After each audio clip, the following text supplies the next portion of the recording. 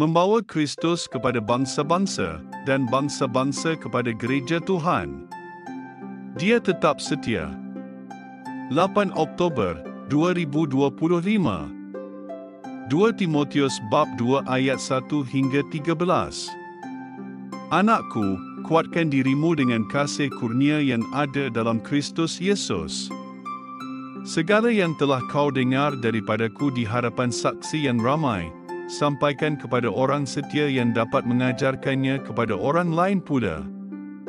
Kamu mestilah ikut serta menanggung kesusahan sebagai seorang askar yang baik di bawah Kristus Yesus. Seseorang yang memegang tugas dalam peperangan tidak akan melibatkan dirinya dengan hal ehwal kehidupan ini, supaya dia mendapat keredaan orang yang mengambilnya sebagai askar. Demikian juga jika seseorang menyertai pertandingan olahraga, dia tidak akan mendapat mahkota kemenangan melainkan dia bertanding mengikut semua peraturan. Petani yang telah bertungkus lumus, pasti dialah yang pertama menikmati hasil tanaman. Fikirkan kata-kataku kerana Tuhan akan mengurniaimu pengertian dalam semua perkara.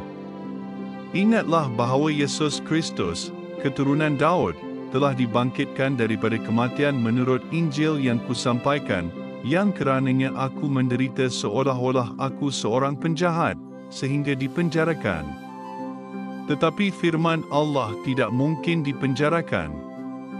Oleh itu, aku menanggung segalanya untuk mereka yang terpilih, supaya mereka juga mendapat penyelamatan dalam Kristus Yesus dengan kemuliaan yang kekal. Kata-kata ini benar, jika kita mati bersamanya, kita juga akan hidup bersamanya. Jika kita tabah, kita juga akan memerintah bersamanya. Jika kita menyangkalnya, dia juga akan menyangkal kita. Jika kita tidak setia, dia tetap setia. Dia tidak boleh menyangkal dirinya. Saya suka akan pengakhiran tulisan Paulus dalam petikan di atas.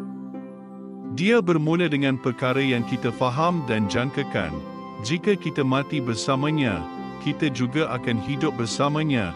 Jika kita tabah, kita juga akan memerintah bersamanya, dan seterusnya. Semua ini kelihatan waras kerana kita sudah biasa dengan kehidupan dunia di mana kita menuai apa yang kita telah tabur.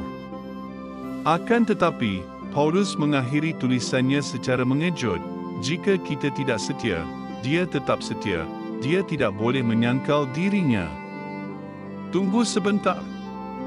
Saya menjangka Paulus akan berkata, jika kita tidak setia, Yesus juga tidak akan setia kepada kita. Ini salah, bukan?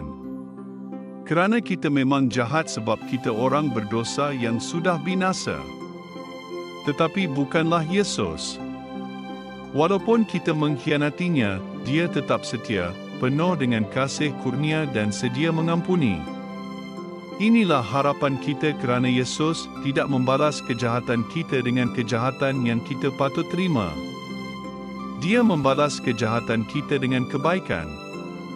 Skim sifatnya terhadap kita, selalu mengampuni dan bermurah hati, bahkan kepada mereka yang tidak tahu bersyukur dan tidak boleh dipercayai.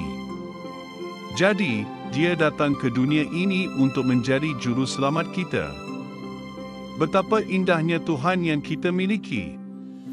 Dia memberi kita kehidupan sebagai gantian kematian dan pengampunan sebagai gantian kejahatan. Melalui penderitaan dan kematiannya, Yesus memberi kita kehidupan yang kekal.